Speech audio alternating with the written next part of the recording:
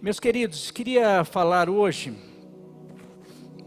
sobre um tema muito importante, o agir de Deus em meio aos seus juízos. Não sei se você percebe ou se você consegue mensurar, dimensionar, mas que durante o longo da história, Deus já derramou o seu juízo em vários momentos da história, no tempo bíblico e até nos tempos atuais, por causa de como o homem se comporta. E isso afeta em várias áreas, mas eu queria colocar, e eu vou mostrar para você, e para mim hoje, as famílias estão vivendo um tempo de juízo de Deus.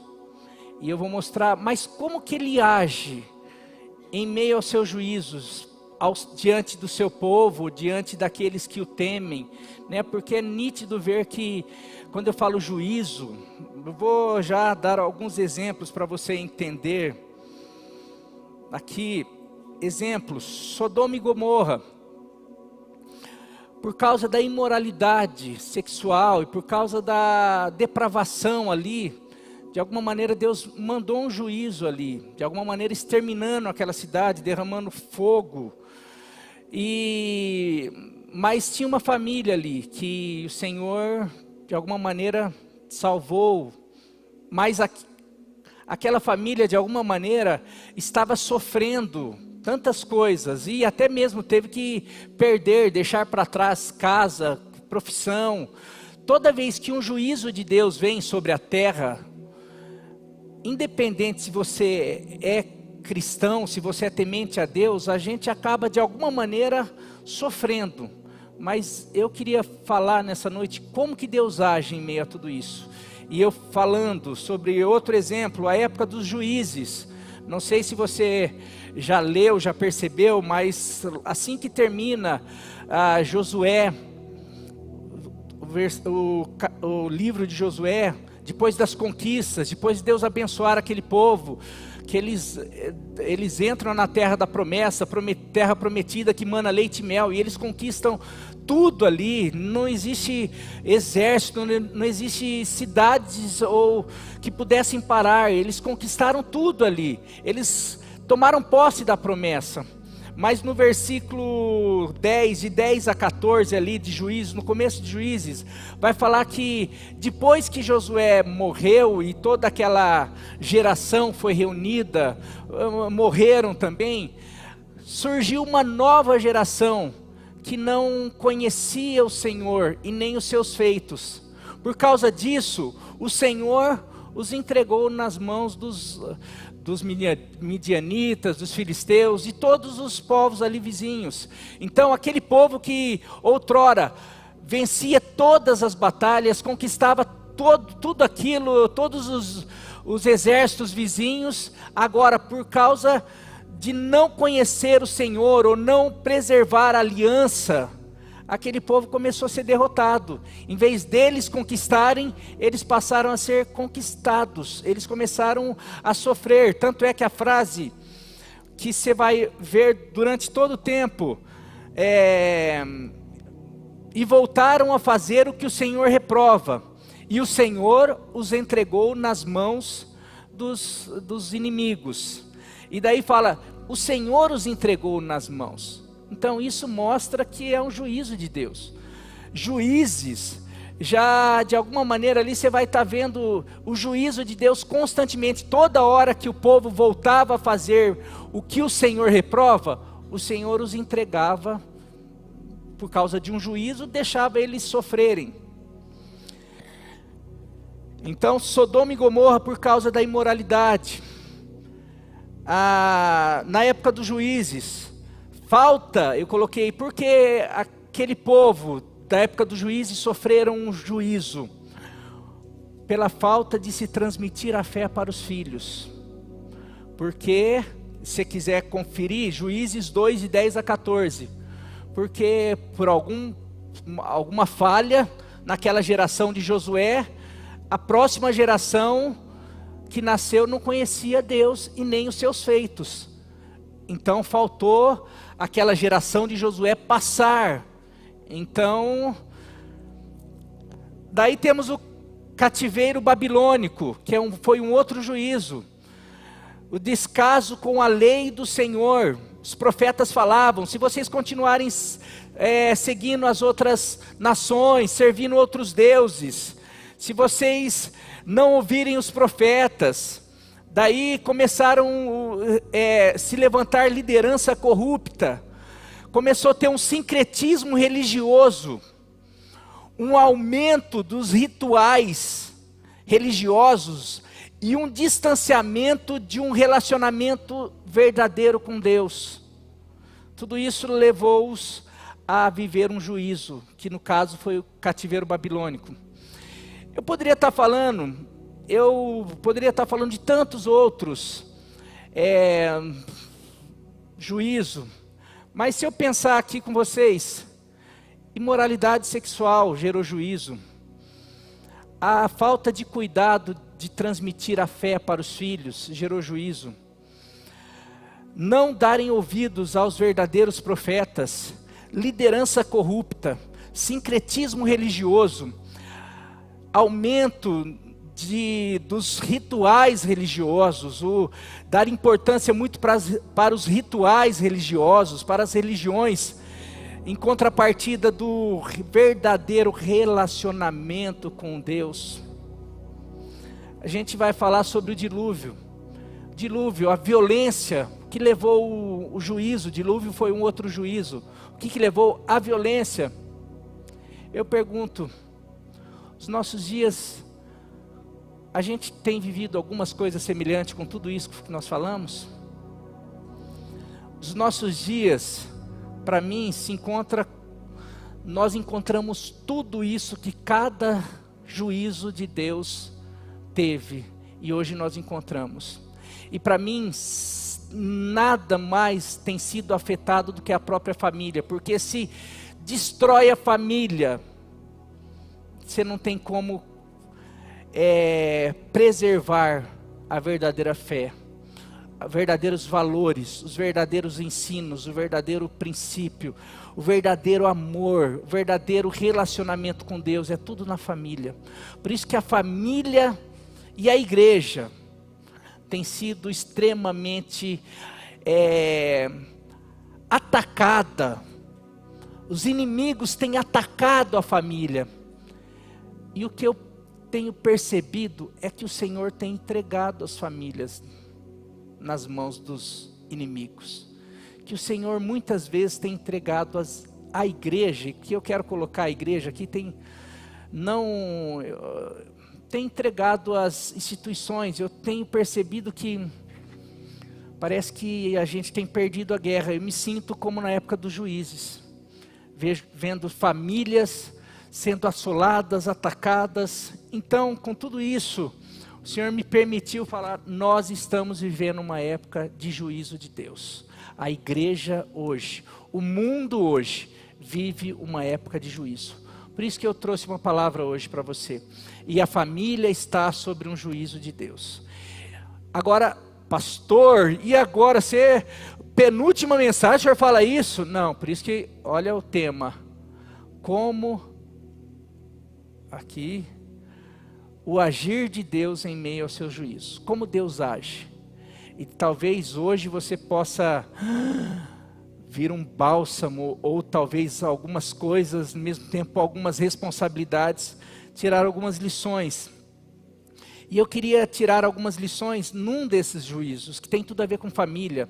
A gente podia pegar Sodoma e Gomorra, que a gente percebe Deus sempre preservando a família, mas eu queria tirar algumas lições hoje sobre o dilúvio. E eu queria convidar você a abrir a sua Bíblia. Nós vamos ler alguns versículos, vão ser projetados aqui, porque eu acho que é difícil. Nós vamos ler Gênesis 6, capítulo 6, versículo 9, depois nós já vamos pular para o capítulo 7, vamos ler versículo 1, 5, daí eu vou falando os versículos aí, eles vão projetando, na NVI, por favor. E depois tirar algumas lições de como Deus age nesse tempo, e de como Deus quer agir e pode agir e vai agir na tua casa e na tua família. Eu falei, as nossas casas, as nossas famílias estão sob juízo. A terra está sob o juízo de Deus. E como Ele age em todos esses juízos. Mas eu quero me deter e tirar a lição na época de Noé. Gênesis 6, capítulo 6, versículo 9, diz assim: este é o registro dos descendentes de Noé. Noé era homem justo e íntegro entre as pessoas da sua geração. Ele andava com Deus. Na época onde tudo estava uma geração corrompida, uma geração adoecida, uma geração distante de Deus, violenta, corrupta, Noé era homem justo, íntegro, entre as pessoas da sua geração. Vai para o capítulo 7, versículo 1. Então o Senhor disse a Noé: entre na arca, você e toda a sua família, porque tenho visto que você é justo aos meus olhos, entre as pessoas dessa geração. Você se diferencia dessas pessoas, por isso entre na arca. Versículo 5, Noé fez tudo como o Senhor lhe tinha ordenado. Versículo 12, vamos lá. Choveu sobre a terra 40 dias e 40 noites. 13, vamos até o 16.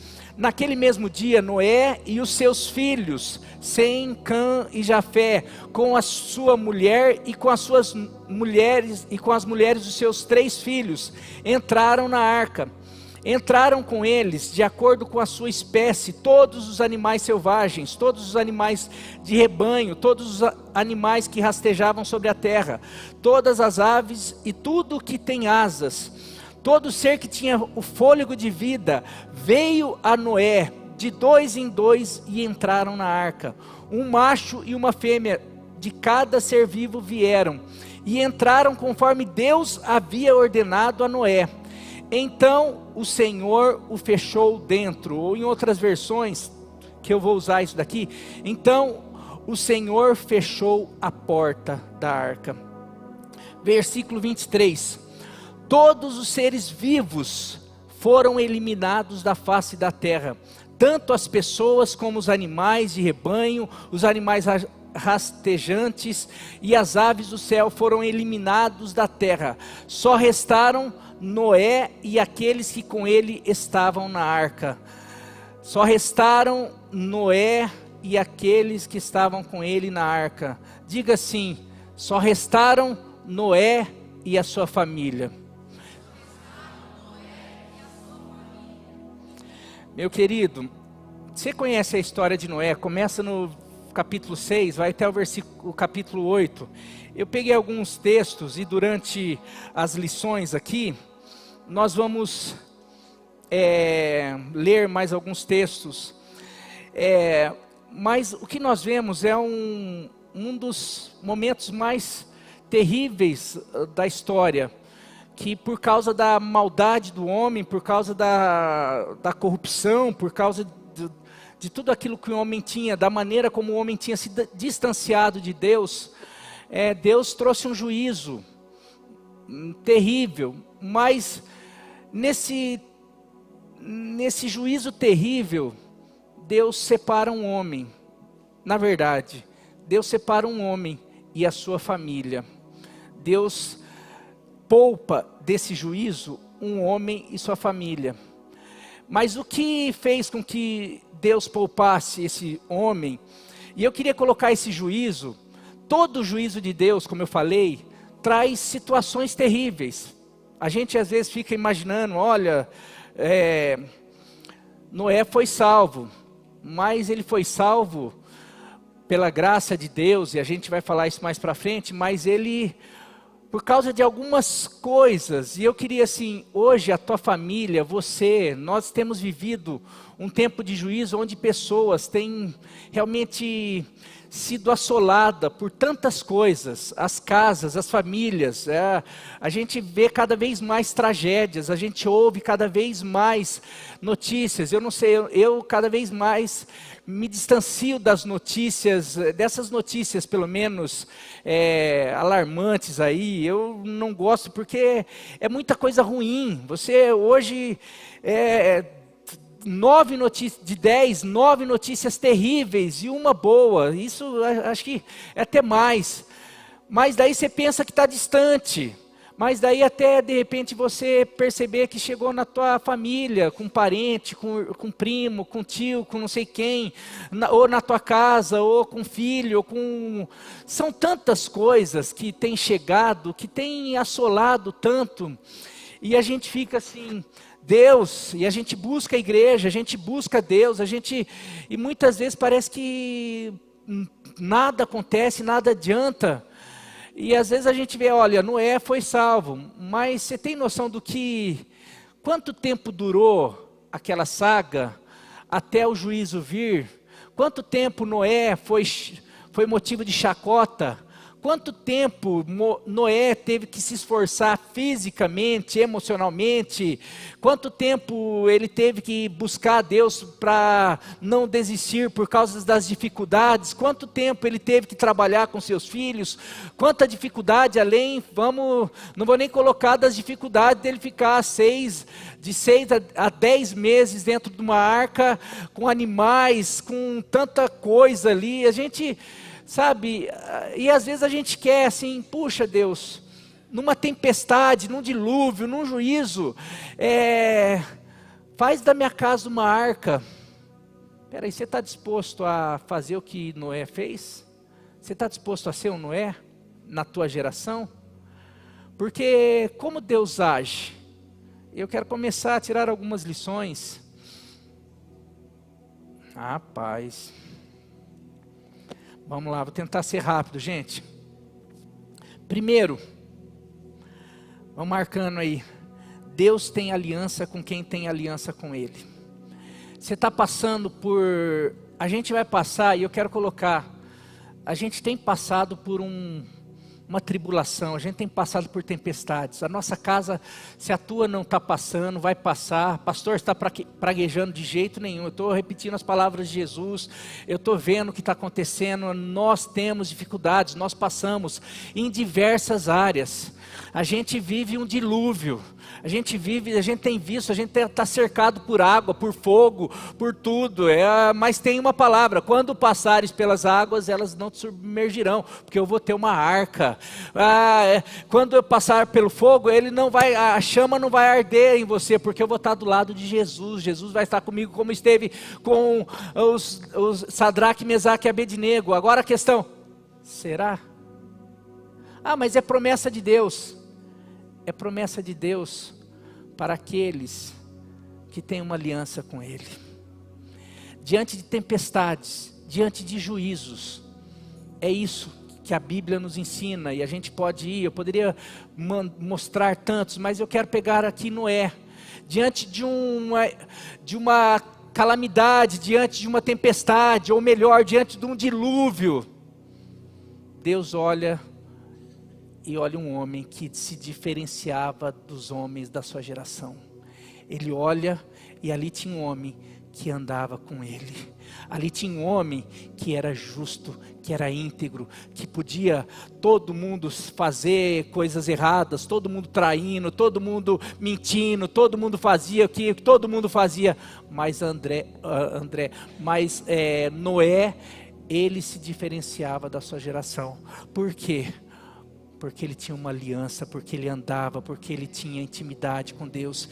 Então Deus honra pessoas que andam, que se diferenciam, que não interessa se a família do lado, se o pai, se a mãe, se não sei quem, se os amigos, se a sociedade está indo para lá. Não interessa se a sociedade está indo para uma depravação sexual, se está indo para violência, para corrupção, para tudo. Eu sou alguém que anda com Deus, e porque eu ando com Deus, porque eu tenho uma aliança, porque na verdade eu reconheço uma aliança que foi feita para mim na cruz do Calvário, através do sangue de Jesus, que me purificou, que me limpou, que me perdoou, e hoje eu sou uma nova criatura. Eu não posso andar como andam as pessoas da minha geração. Eu tenho que me diferenciar, porque eu tenho uma aliança com Ele. As pessoas que têm aliança com Ele, Ele sempre vai olhar Não importa a situação ao redor, lembre-se que você é diferente. Você não é todo mundo. Olha como está o mundo, olha como está o caos, olha como que está todo mundo fazendo. Não, você pode ser diferente. Porque se você não quer viver o que todo mundo vive, você precisa não fazer o que todo mundo faz. Se você não quer ser submergido pelo dilúvio, se você não quer ser destruído pelas tempestades, você precisa ter uma aliança e honrar essa aliança. Alguns textos, 1 Samuel 2, versículo 30, parte B só.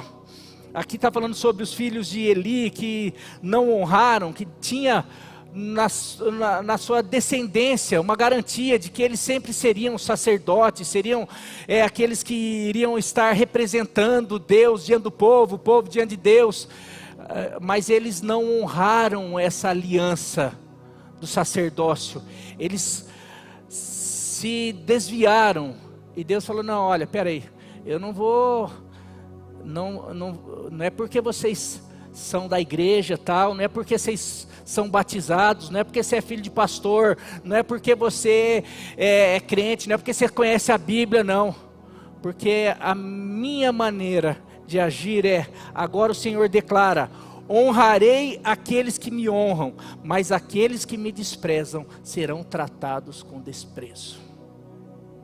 Tem textos que Deus fala assim: eles estão zombando de mim, mas vai chegar um momento que eu vou zombar deles. A gente é Deus, não, Deus fala que vai zombar dos ímpios. Você imagina Deus, nossa, dá medo, Deus falando, o próprio Deus. É que hoje as pessoas brincam, eu quero ir para o inferno, eu não acredito em Deus. Vai chegar um momento que Deus vai rir desses tolos, que acham que são, mas na verdade não são nada. Fala em 1 Coríntios, ali capítulo 1, fala que a sabedoria do homem, a loucura de Deus é mais sábia do que a sabedoria do homem. Sabe, Deus, o maior poder do homem é nada perto de Deus. Então a gente tem muita gente, mas que o Senhor ali, Noé, esse me honra, então eu vou honrar você, Noé. Eu vou derramar um juízo, essa população vai sofrer, mas com você é diferente. Eu vou dar uma oportunidade para você, eu vou realmente dar uma oportunidade, você vai poder entrar numa arca e salvar você e a sua casa e a sua família. Malaquias 3, 17, 18, esse é o texto da minha mãe. Meu pai contou testemunho quinta-feira, aqui sobre o tumor, que ela foi lá para São Paulo operar, que os médicos enganaram, porque era um tumor do tamanho de um maracujá, na cabeça, imagine, tumor do tamanho do maracujá. E daí, médicos falaram: seu Mário, pode ir para casa, mas é muito provável que ela não volte da cirurgia. E daí meu pai foi para a casa da irmã dele, era lá em São Paulo, ele orando, chorando lá, e minha mãe orando e cantando. E enquanto ela cantava, ela sentiu uma voz falando assim: hoje, esse texto aqui, nem li, aqui vou ler, depois continua aqui: no dia em que eu agir, diz o Senhor dos Exércitos, eles serão o meu tesouro pessoal, eu terei compaixão deles, como um pai tem compaixão do filho que lhe serve. Então vocês verão novamente a diferença entre o justo e o ímpio, entre os que servem a Deus e os que não lhe servem. Existe diferença, meu irmão. E daí ela cantando, e de repente ela ouviu uma voz. Ela falou: hoje eu vou mostrar mais uma vez a diferença que existe daqueles que me servem e daqueles que não me servem. Ela falou que ali naquele momento ela conseguiu dormir, descansar, acordou já lá com o pessoal não fazendo exame, ela foi embora. Isso daí não lembro muito bem, eu pensava de um jeito, meu pai contou aqui de outro, mas resumindo, depois foram fazer exame, não tinha mais tumor de tamanho de maracujá, só tinha uma cicatriz. Mas você fez a cirurgia, não fez a cirurgia? Não sei. Não, aqui só está uma cicatriz, não tem mais tumor. Sabe por quê? Porque Deus trata diferente aqueles que servem do que aqueles que não servem, do justo com o ímpio, daqueles que o honram. Deus honra aquele que tem aliança. Foi isso que Davi falou. Davi, quando chega dentro do gigante lá, todo mundo com medo, ele fala, mas quem é esse incircunciso? Sabe o que significa? A circuncisão era a marca da aliança. Davi está falando, quem que é esse cara? Ele pode ter tamanho, ele pode ser forte, ele pode ser o maior guerreiro, mas ele não tem aliança. Deus trata diferente quem tem aliança com Ele. Se eu tenho aliança, eu vou vencer, eu sou mais do que vencedor, porque Deus honra aqueles que o honram, aquele que tem aliança, aquele que honra aliança com Ele. Então, diante de todo ataque, diante de toda situação, diante de toda tempestade, se você manter a integridade, a aliança, a obediência, eu quero dizer que não há juízo para você, pelo contrário, Deus vai estar protegendo você, vai estar salvando, livrando você e a tua casa. Você crê nisso? Segundo, primeiro, Deus tem aliança com quem tem aliança com Ele. Segundo, a estrutura que lhe preserva, a estrutura que vai preservar, vai cuidar, vai salvar você, é a que você construiu na obediência, ou com a obediência. Gênesis 6, de 13 a 18, e depois 22, diz assim, Deus disse a Noé, darei fim a todos os seres vivos, porque a terra se encheu de violência por causa deles, eu os destruirei com a terra. Faça para você uma arca de madeira de cipreste, divida em compartimentos e revista de piche por dentro e por fora, e é assim que você a fará. E daí ele passa 300, ele passa tudo certinho, e daí ele vai falando tudo. Daí no 18 ele coloca, contudo estabelecerei a minha aliança com você, de forma que você entrará na arca, você e os seus filhos, a sua mulher e as mulheres dos seus filhos. Noé fez tudo como Deus lhe tinha. Nossa, fraco. Noé fez tudo como Deus lhe tinha. Aqui é a arca, na teologia, ela é uma figura de Jesus. Ela representa muito bem a graça. Daí você fala assim, puxa, mas a graça, Jesus não precisou ser construído, a arca Noé precisou construir. Eu quero dizer que Deus avisou do juízo. Eu quero dizer, a palavra de Deus é uma carta de um dia todos nós passaremos por um juízo. A humanidade de outrora, a de hoje, e se Jesus não voltar hoje, nessa geração, a próxima geração. A palavra de Deus está falando assim, olha, um dia eu vou mandar um juízo. Como foi lá outrora. Mas vocês precisam construir uma arca. Hoje, vocês precisam construir um relacionamento com Jesus. Agora, como que... Daí você fala assim, teve aviso, teve orientação. Isso é graça. É Deus falando, Noé, se eu não avisasse, se eu não me importasse, se eu não queria tua salvação, eu viria e destruiria. Mas como eu te amo, como eu tenho graça e misericórdia, eu vim e te avisei. Eu estou falando, eu estou te orientando, porque eu quero salvar você e a tua casa. Então sabe como que você deve agir para salvar, para se salvar e salvar a sua família? Você tem que fazer isso, dessa maneira. Agora, a resposta a isso é a fé. Porque num tempo num lugar árido, que não chovia, que não tinha água, que tinha dificuldade com tudo. Não, mas como que vai ser? Eu vou fazer chover e que vai inundar tudo. Vixe, nunca vi chuva para conseguir melhorar um pouquinho a terra. Eu acho meio improvável. Tanto é que quando ele pregava, e não lembro se é Judas, não lembro aonde, fala que Noé foi um pregoeiro da justiça. Ele pregava, ele falava, cada vez que ele, olha, vai acontecer isso. Ele fez a arca, e ele estava falando, vai acontecer isso, isso, isso. As pessoas, ninguém acreditou, mas Noé acreditou. Por quê? Porque ele já conhecia Deus, andava com Deus, ele acreditava em Deus. Por causa da sua fé, e aquilo que eu falo que é fé, a fé o levou a praticar algo. Então o que eu vou praticar? Eu vou fazer conforme o Senhor está falando. É para eu fazer uma arca? Não, mas não tem cabimento fazer uma arca no século 21. Você acha que no século 21 tem esse negócio de não transar nos casamentos? No século 21, já na pós-modernidade, tem essas coisas aí, essa caretice da igreja, a Bíblia ainda. Você acha que tem que atualizar a Bíblia não sei o quê. Ai, não sei o quê. Espera aí. Ou eu faço conforme a ordem de Jesus e construo uma arca para salvar a minha casa e minha família, ou eu duvido.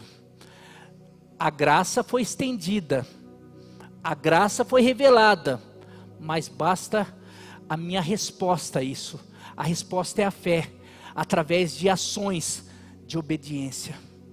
Dá para entender? Então, como que na hora do juízo, ou na hora da tempestade, ou na hora do vamos ver, na hora do dilúvio, o que salvou Noé e sua casa? Foi aquilo que ele construiu, obedecendo a Deus.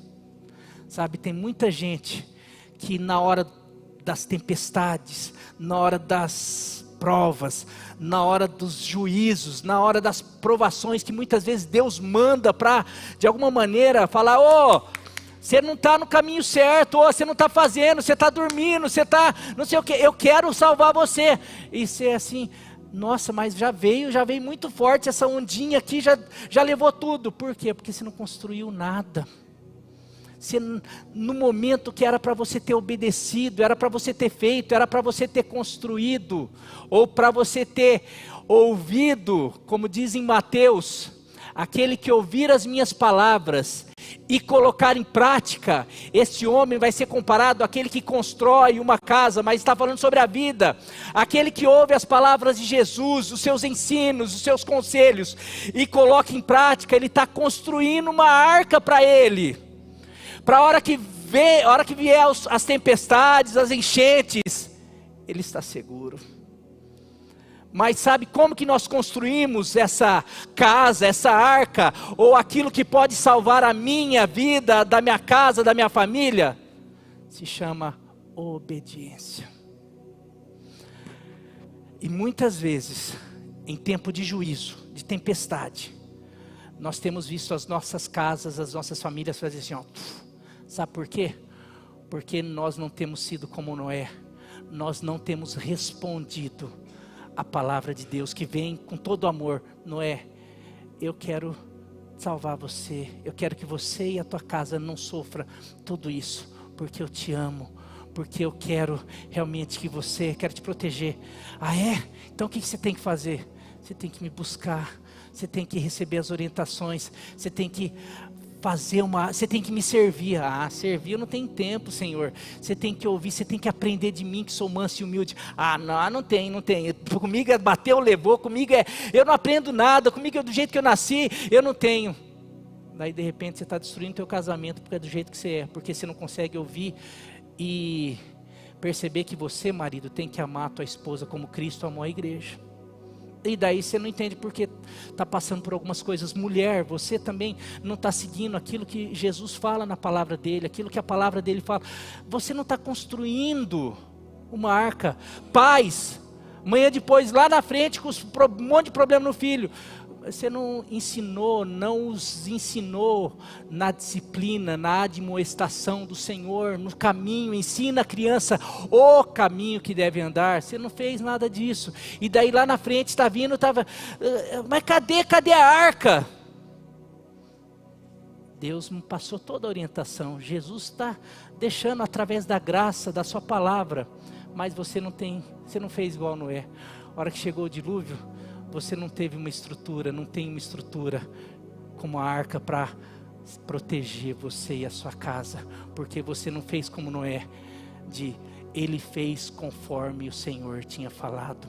Você quer, de alguma maneira, nesse tempo de juízo, de casa, de família, de tantas coisas, e para mim vai piorar cada vez mais. Você quer construir uma arca? Comece a ouvir tudo que o Senhor fala a respeito de família. Nós investimos aqui tudo. O que o Senhor fala sobre marido? O que o Senhor fala sobre esposa? O que o Senhor fala sobre pais? O que o Senhor fala sobre filhos? O que o Senhor fala sobre tudo? O que o Senhor fala sobre servo deles? Sobre ser homem segundo o coração dele? Não ligo para isso. Então, hora que a tempestade vier, ou se você já está lá, começa, só que hoje Deus está mandando essa palavra, e esse mês é para a gente começar a falar: Senhor, eu me arrependo, e a partir de hoje eu quero construir uma arca, eu quero construir a minha casa sobre a rocha. Esse texto você conhece, Mateus 24, Mateus 7, 24, diz assim: portanto, quem ouve essas minhas palavras e as pratica é como um homem prudente que construiu a sua casa sobre a rocha. Caiu a chuva, transbordaram os rios, sopraram os ventos e deram contra aquela casa, mas ela não caiu porque estava alicerçada sobre a rocha, sobre a palavra, sobre os ensinos. No entanto, 26, quem ouve essas minhas palavras, quem vai na igreja, ouve, sabe o que tem que fazer, mas não faz, não pratica, é como um insensato que construiu a sua casa sobre a areia. Caiu a chuva, transbordaram os rios, sopraram os ventos, veio o juízo, deu contra aquela casa e ela caiu, e foi grande a sua ruína. Que o Senhor nos livre e nos leve a começar a construir conforme a vontade do Senhor a nossa casa, a nossa família, os nossos relacionamentos dentro da casa, da família, para que na hora que vier o juízo, e já está vindo, temos vivido isso, hora que nós estivermos nos deparando com todas essas dificuldades, a gente possa lembrar: não, a gente está dentro de uma arca, ou hoje a gente está firmado sobre a rocha chamada Jesus e a sua palavra. Amém? Terceiro, Deus já proveu tudo o que lhe é impossível para prosseguir. Tem uma das coisas mais difíceis em relação à família, é isso, a gente está passando testemunho, porque eu acredito que vários testemunhos aqui, e que outros ainda não deram, é essa coisa assim: mas meu marido, ou minha mãe, ou não sei o quê, não sei, a minha situação não dá. Eu queria dizer que Deus já proveu tudo aquilo que você não consegue fazer. O que você consegue fazer, faça. Noé, o que ele podia? Construir, fazer, conversar, pregar, transpirar, trabalhar. Mas quer ver uma coisa que, não sei se você já pensou, versículo 14, entraram com eles, de acordo com a sua espécie, todos os animais selvagens, todos os animais de rebanho, todos os animais que rastejam sobre a terra, todas as aves e tudo que tem asa, todo ser que tinha fôlego de vida, veio para a arca. Então, olha só, Noé não teve que sair caçando cada um. Noé não teve que, construir arca, mas como que eu vou conseguir apanhar os animais selvagens? Como que eu vou pegar as aves? Como que eu vou pegar trem tudo bravo? Noé, isso não diz respeito a você. Faça aquilo que cabe a você. Aquilo que não cabe a você, deixa que o Deus que é Criador dos céus e da terra, que pode todas as coisas, que basta uma palavra, que até o mar obedece, até as aves do céu obedecem, qualquer coisa, basta uma palavra dele, de ordem, todo ser que respira, tem que se sujeitar e se submeter a ele, ele vai fazer. Você faz aquilo, você pode orar, você pode buscar ele em primeiro lugar, você pode se sujeitar a ele, aquilo que você não consegue com seu marido, aquilo que você não consegue com seu filho, aquilo que não cabe a você, pode ter certeza que cabe a Deus, porque Ele é poderoso, Ele é o Deus do impossível.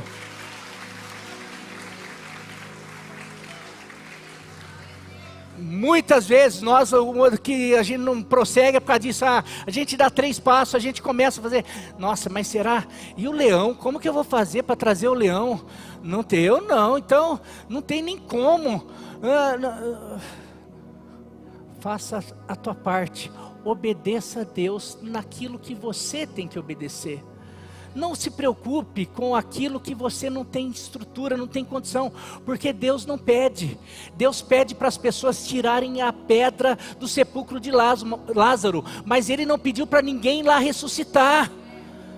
Ele pede aquilo que o homem pode, aquilo que o homem não pode, Ele mesmo faz mediante a fidelidade de cada um. Por isso que Ele honra aqueles que o honram. Aquele que honra fazendo aquilo que Ele pede, pode ter certeza que Ele vai fazer aquilo que você não pode. Amém? Isso dá em tudo na sua casa, na sua família. Meu querido, quarto, vou tentar correr aqui. Portas fechadas podem significar a oportunidade de um recomeço. Versículo 16, um macho e uma fêmea de cada ser vivo vieram, e entraram conforme Deus havia ordenado a Noé. Então o Senhor o fechou dentro. Outras versões, então o Senhor fechou a porta. Eu fico assim,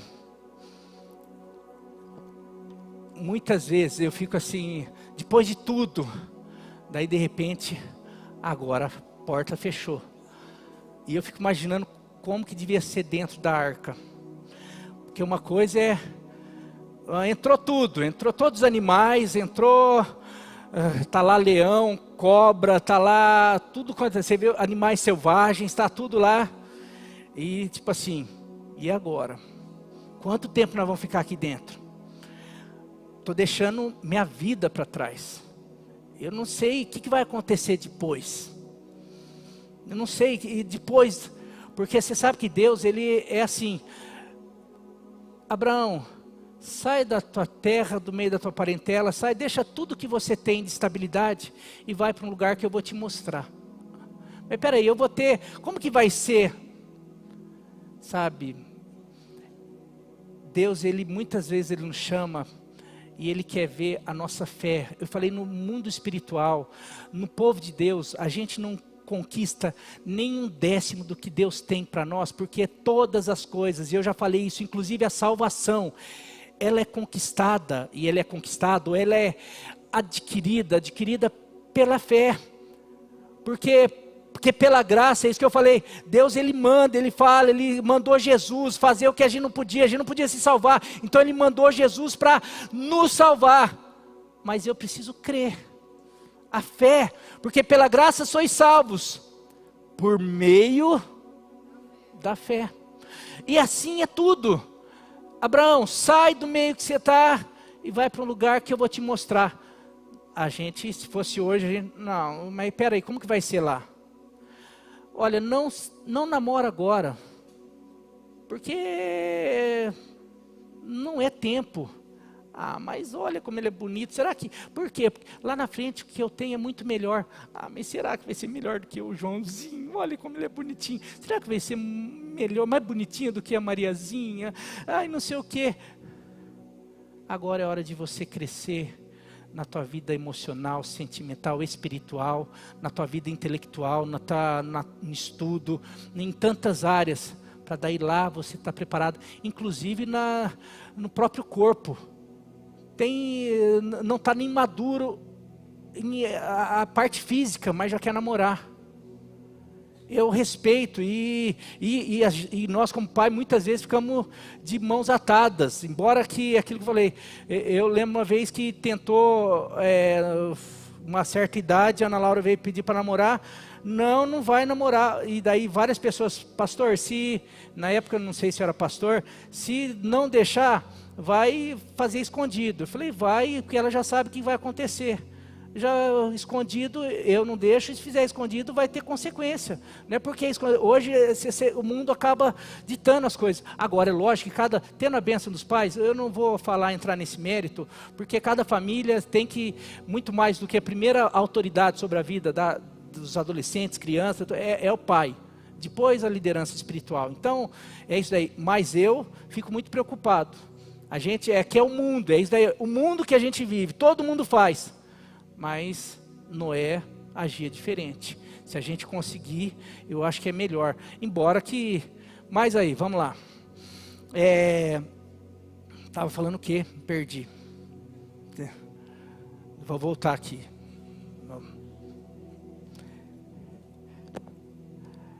Sobre a porta.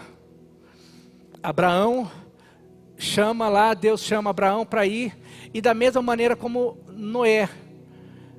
Deus não falou assim, eu vou exterminar o mundo e vou criar um mundo depois melhor do que o que você tem.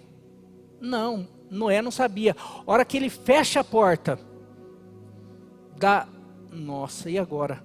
Quanto tempo a gente vai ficar aqui? Será que nós vamos sair? Será que nós vamos sair vivos? Será que esses animais não vai devorar nós? Será que... E depois? Será que a hora que a gente sair daqui, como que vai estar a terra? Será que vai estar tudo destruído? A gente vai ter que construir... Como que vai ser tudo isso daí? Eu quero dizer com isso que muitas vezes portas se fecharam na tua casa. Portas se fecharam de trabalho, inclusive de família. Às vezes você já passou por um divórcio e era a pior coisa, que você, puxa, eu tinha já tudo estabilizado, tudo certo, casei e o que eu conheço é aquilo. Mas de repente eu vi essa porta sendo fechada e agora eu tô sem saber o que vai ser o futuro. Tô aí, ou tantas coisas, você perdeu pessoas, você entende essas portas fechadas que muitas vezes a gente vive e que você acha que é o fim. Esperava que iria começar aquele trabalho e de repente aquela porta se fecha. Achei que eu fosse viver isso, achei que eu fosse mudar, achei que fosse acontecer tantas coisas, mas de repente uma porta se fecha.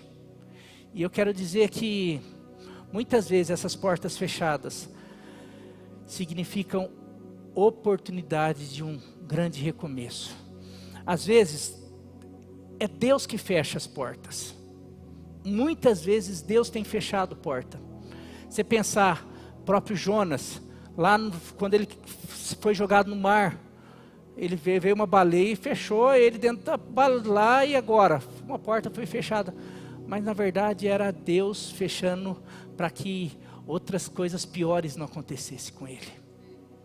Ali a porta fechada da arca, por mais temor que pudesse gerar, por mais insegurança, por mais sem saber o que aconteceria, mas aquela porta fechada significava a segurança do dilúvio, segurança de tudo aquilo. E muitas vezes essas portas fechadas, na verdade são um livramento de Deus para você. É outra coisa, muitas vezes é Deus fechando uma porta para começar a trabalhar com você antes de abrir a porta que Ele tem para você. Porque muitas vezes, portas que Deus fechou, foram portas que Ele não abriu. Pelo contrário, nós arrombamos. Muitas vezes, portas arrombadas lá na frente, Deus precisa fechar para que lá na frente a que Ele tem para você seja aberta. Só que entre a porta fechada e a porta aberta, existe um processo de confiança, de espera, de repente começar a entender. Eu queria trazer 3 exemplos, como eu falei.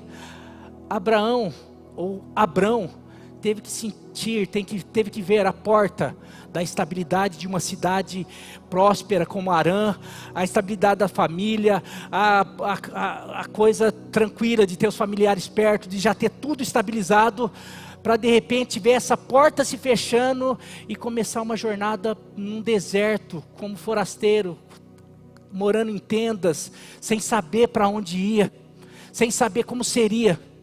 Mas para um dia, Deus abrir a porta do pai da multidão, pai das multidões, para abrir a porta do pai da fé, para abrir a porta do patriarca dos hebreus, para abrir a porta desse homem que até hoje nós falamos. Mas ele teve que ver uma porta que para ele era muito importante. Muitas portas que para nós são muito importantes, às vezes para Deus, Ele sabe que tem algo muito maior. Moisés teve que ver a porta do trono ser fechado para ele, a porta do palácio, a porta do Egito, e teve que passar 40 anos num deserto, sendo desconstruído, sendo lapidado, sendo trabalhado, para que depois a porta do grande líder e libertador do povo de Deus, do povo hebreu, se abrisse. José teve que ver a porta do aconchego do pai, da família, do queridinho, para de repente entrar num processo de escravidão, de traição, de sofrimento, de tantas coisas. Ele viu a porta do amor, do carinho, da família se fechando, para depois lá na frente ver a porta que Deus estava abrindo, a porta do palácio, do trono, do lugar de honra, inclusive para quê? Para que ele pudesse salvar, ser o salvador daquela família toda, porque se não fosse ele, que Deus tinha usado para uma porta que Deus abriu, realmente aquela família toda ia morrer de fome, mas porque Deus fechou uma porta que ele nem imaginava, que Deus estava usando todas aquelas situações terríveis, mas para abrir uma porta lá na frente. E o Senhor me manda dizer aqui, tem muita gente nesse processo de vendo portas fechadas, vendo portas se fechando, e ainda não estão vendo a porta de Deus abrindo. É porque vocês estão nesse processo que Deus está preparando, lapidando, trabalhando em vocês, para que lá na frente, a porta que Ele tem para vocês, na casa de vocês, na área familiar, em todas as áreas, possa ser aberta para a glória do nome dEle. Você recebe isso? Nossa, já passei, eu vou pular um ponto pelo menos aqui. Eu vou para o ponto 6 aqui. Tadinho, achei que fosse conseguir fazer 7 pontos hoje. Mas vamos lá. Ponto 6. Depois das más notícias, virão sempre boas novas de vida e esperança. Gênesis 8, de 6 a 12. Passados 40 dias, Noé abriu a janela que fizera na arca e soltou um corvo, que voava de lá para cá, até que as águas secassem sobre a terra. Então soltou uma pomba depois, para ver se as águas tinham diminuído na superfície da terra. A pomba, porém, não encontrou lugar onde pousar os pés, porque as águas ainda cobriam toda a superfície da terra. Por isso voltou para ele na arca. Ele estendeu a mão para fora, apanhou a pomba e a trouxe consigo para volta para dentro da arca. Noé esperou mais 7 dias e soltou novamente a pomba fora da arca. Quando voltou ao entardecer, a pomba trouxe no bico uma folha nova de oliveira. Noé então entendeu que as águas tinham diminuído sobre a terra. Esperou ainda outros 7 dias e de novo soltou a pomba, mas dessa vez ela não voltou. Depois de vários meses de incertezas e más notícias, insegurança, chegou o momento de festejar. Meu querido, tem um tempo para o juízo, tem um tempo para a tempestade, tem um tempo para as más notícias. Como eu falei, você está passando por situações, mas tem um tempo, e você vê que como demora. Será que é agora?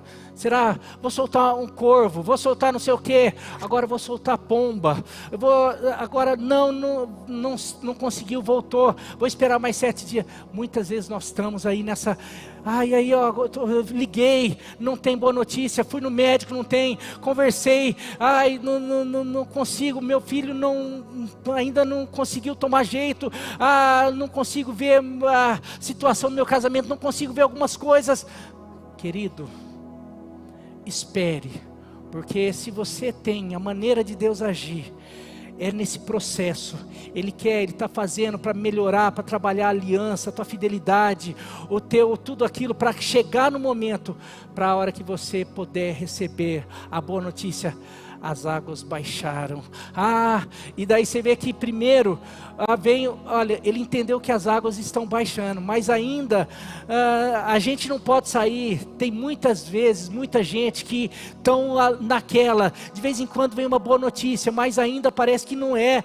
Creia que falo assim, que Deus envia placas para nós. Sabe quando você está numa estrada, que você não sabe se assim, nossa, você está com pouco combustível, você não sabe quanto tempo falta, você não sabe se tem posto, e daí de repente, a hora que você vem uma placa, posto, aquilo traz um alívio. Ou se você está perdido, você não sabe, será que eu errei o caminho? Daí vem uma placa mostrando para onde você vai, aquela placa dá um alívio, você não chegou, mas a placa fala assim, olha, você está no caminho certo e vai chegar.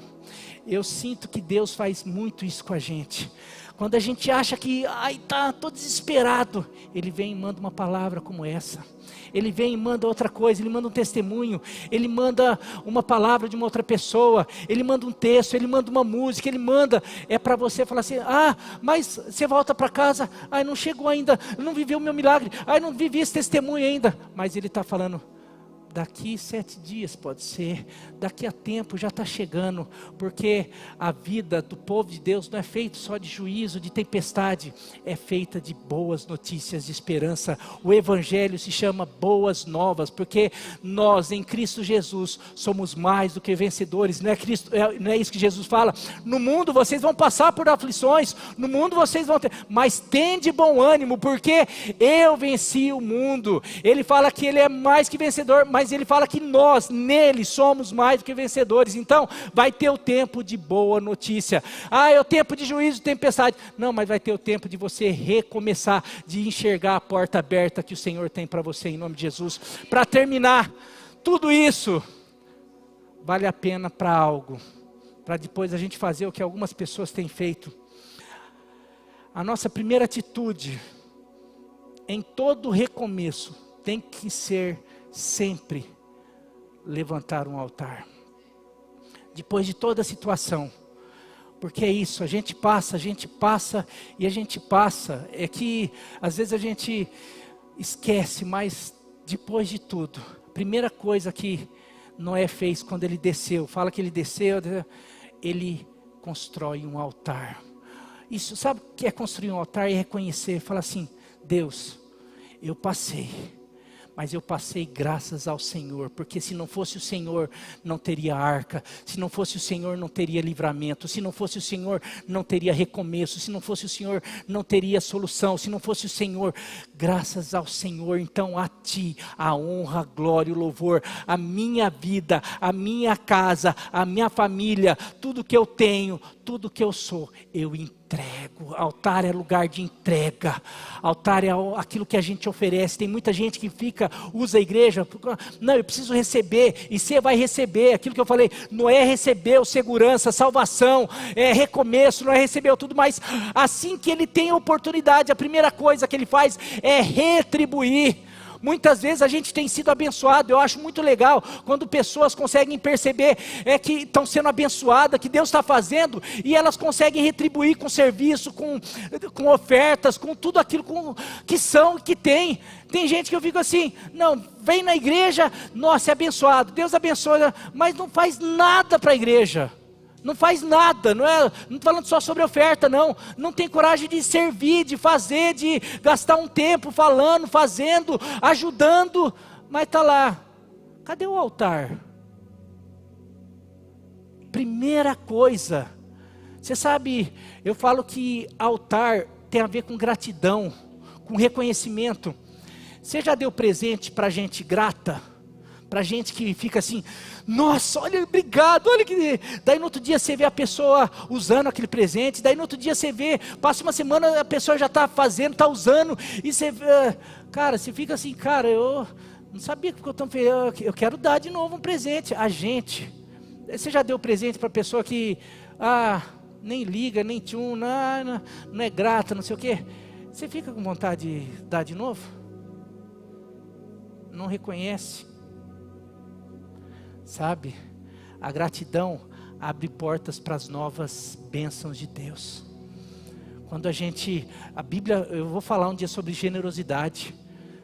Quando Deus reconhece a nossa generosidade diante dele, fala, Deus, ó, tudo que eu sou, tudo que eu tenho é teu. A minha vida, não é só meu canto, meus dons, meus talentos, minha mão, minha família, meus bens, tudo tudo do Senhor eu coloco diante do teu altar. É para a tua honra, é para a tua glória, é para o teu serviço. Por quê? Porque eu reconheço que foi por causa da aliança que o Senhor fez na cruz. Eu reconheço, Ministério do Louvor pode vir à frente. Eu reconheço que foi por causa da aliança que o Senhor fez na cruz e que eu honro. Eu reconheço que foi as tuas orientações, as tuas diretrizes que me levaram a construir algo que me preserva. Eu reconheço que o Senhor que proveu coisas que eu jamais ia conseguir. O Senhor realizou coisas que eu jamais ia conseguir na minha casa, na minha família, no meu trabalho. O Senhor fez. Eu reconheço que aquelas portas que eu achei que ia acabar com a minha vida, o Senhor estava por trás cuidando, me lapidando, me preparando para o novo que o Senhor tem para mim. Eu reconheço que o Senhor permite e envia muitas vezes tempestades, mas o Senhor é aquele que vem com boas notícias, com boas novas, falando: agora chega, meu filho, agora entra no tempo de bonança, agora é o tempo de experimentar o novo que eu tenho para você. Se você reconhece tudo isso, não tem outra coisa senão realmente entregar tudo que você é. Não tem como realmente não perceber que a melhor coisa que tem nessa vida, num momento como nós estamos vivendo, um momento de tensão, um momento de lutas, de guerras na família, mas por eu ter essa aliança, por agir assim, por saber que meu Deus age assim, eu quero sempre ter essa aliança com Ele. E quem tem aliança sempre entrega. Eu entrei em uma aliança com a Nilva. Eu sempre estou disposto a entregar tudo que ela precisa, o que ela tem. Isso é aliança. Na verdade, eu sou dela e ela é minha. A gente não tem mais essa... com Deus, eu sou dele. Eu sou do meu amado e o meu amado é meu. E a bandeira dele sobre mim é o amor. Sabe, agora o amor dele, que ele cuida, que ele faz, que ele provê, que ele abençoa, que ele restaura, que ele tem coisas novas para mim. Mas na hora do altar, na hora de entregar, de fazer, não, que a gente possa realmente, eu sinto muito de Deus, que Deus tem coisas novas para nós aqui. Eu senti esse testemunho que a irmã Jéssica trouxe. Assim, a gente tem tido muitos outros testemunhos, tem outros testemunhos, pessoas que às vezes eram sozinhas, e você vê que a Bíblia fala sobre Noé, a Bíblia fala sobre Ló, a Bíblia fala sobre algumas pessoas, destaca uma pessoa, mas sempre vai falar sobre a casa. Raabe, mas a casa foi salva. Ló, a casa foi salva, a família foi salva. Noé, mas a casa. O carcereiro, foi ele, mas a casa foi salva. Deus tem algo mas precisa de uma pessoa para crer. Precisa de uma pessoa para construir a arca. No caso da Jéssica, não foi o marido que começou a construir a arca, foi ela. E hoje já estão os dois, a família já na arca. Não interessa se você está sozinho. No outro testemunho você vai ver que foi um filho que começou a construir a arca. Aqui a gente tem vários testemunhos de que os filhos começaram a construir a arca. Não interessa se você é sozinho, se é filho, se é pai, se é mãe, se é marido, se é esposa. Comece, entre numa aliança com Deus, porque você pode enfrentar o que for. Você tem alguém que luta por você. Você tem alguém que vai estar indo à frente e fazendo aquilo que você não pode fazer. Faça o que você pode e deixe que o que você não pode, o impossível, Ele faz. O nosso Deus de aliança, em nome de Jesus. Quero convidar você a cantar essa música.